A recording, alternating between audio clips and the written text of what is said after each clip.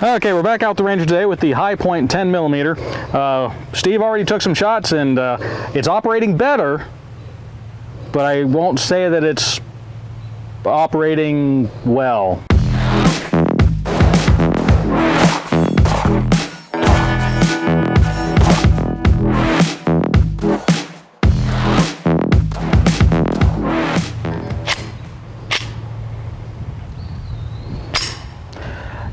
You ought not have to do that.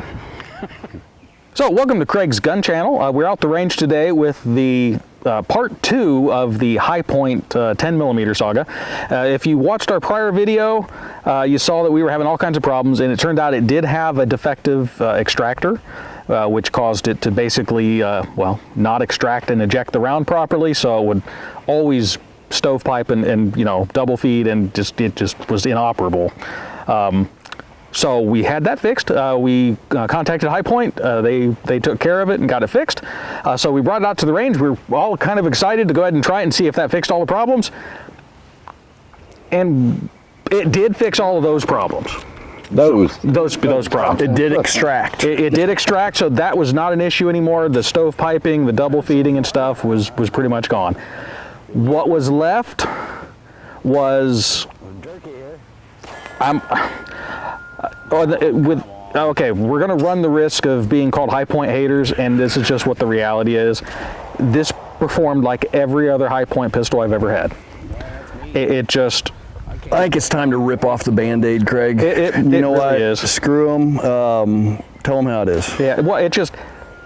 Yeah. I've now put as much in ammo cost through the gun as what the gun cost, and it's just now starting to break in to where it will run, and it's still about every third round you still got to whack it on the back to get it in battery. Mm-hmm. Yep, the High Point loved that. Yep, and so yeah, I mean, you shouldn't have to do a, you know, tap rack boom with every shot. Yeah, you should not be surprised that it actually went into battery. Right.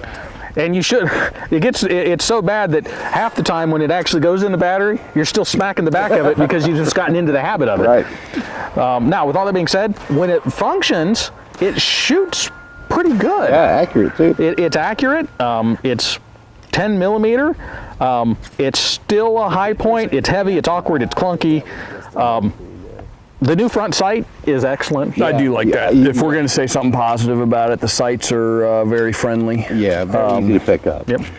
Ergonomically, it's not horrible grip-wise. It's got some nice grip grooves in the handle itself. That's about all I can say nice about it. Yeah, it's just still heavy, and you know, it's still the High Point. But yeah, I think you pretty much covered what you could actually say nicely about it. I wanted to say something nice. I did too. I was looking forward to being able to swallow our pride and say, you know what, it was definitely the ejector. Got it back. Just jacked everything up like a sewing machine. It was fantastic. But the reality didn't happen. That is not the case. Right. Yeah.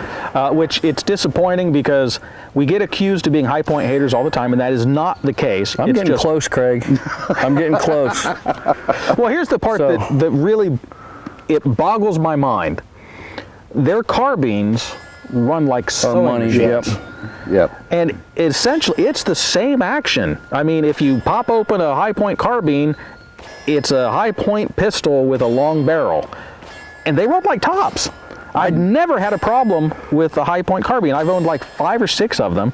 They've all ran perfectly.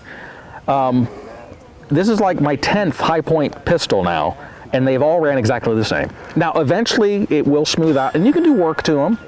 Get the file out, get the old file out. You know, get some polishing compound, polish the chamber, but you shouldn't have to finish construction of the firearm. That's what it comes down to, is that for a measly $50 more, you go to a Taurus. Yes.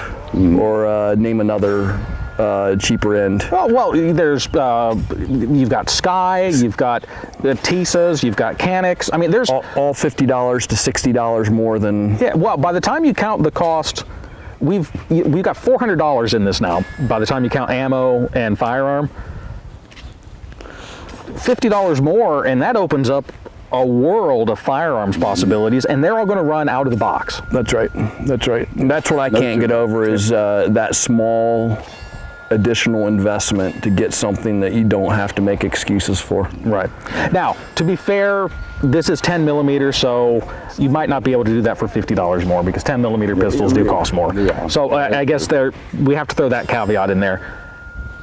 But 10 millimeter, there's more 10 millimeter options coming out all the time. Right.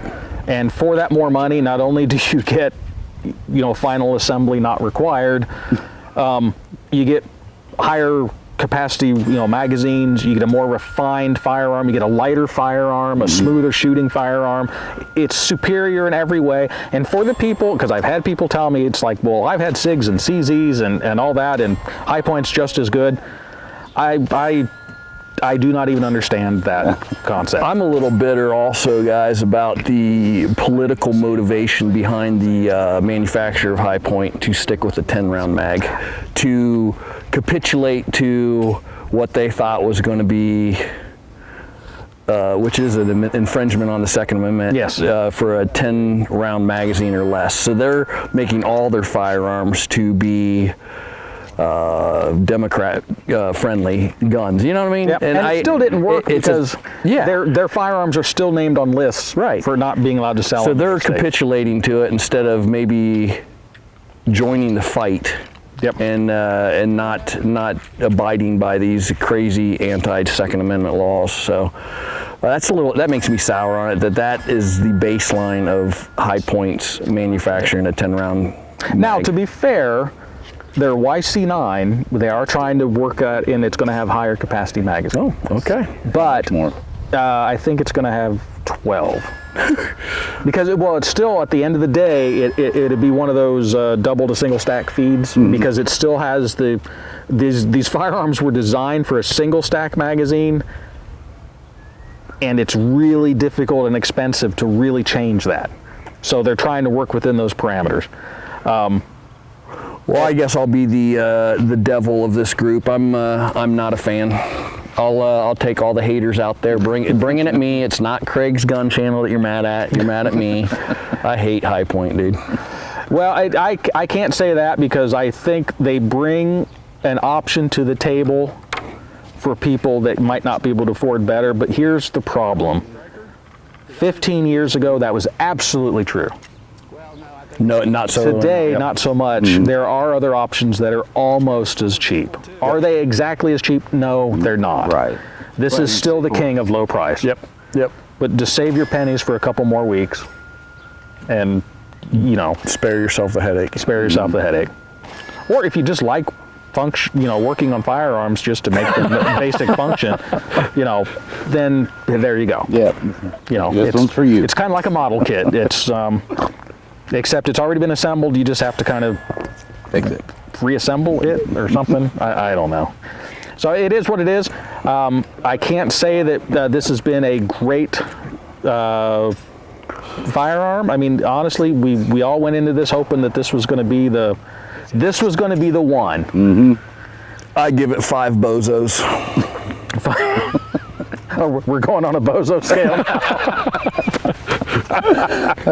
Okay, well, as always, thank you for watching. If you appreciate this type of content, hit the subscribe button. If you like the video, hit the like button. Please share us. We're trying to grow the channel, and the algorithm works against us, so anything that you can do to help, we would appreciate. If you think we're just completely full of it, feel free to let us know in the comments, and be honest. I mean, if you have had a High Point pistol and it has truly been the best pistol you've ever had, and you have comparisons, let us know. I mean, but I can no longer say that this is a sample of one. This is a sample of one for this gun, and it was defective out of the box, and it still doesn't run even after it's been repaired. That's just the reality of it. I guess there's no way to make that nicer. Yeah. Is what it is. The horse is dead. The horse is dead. So, as always, until next time, stay safe.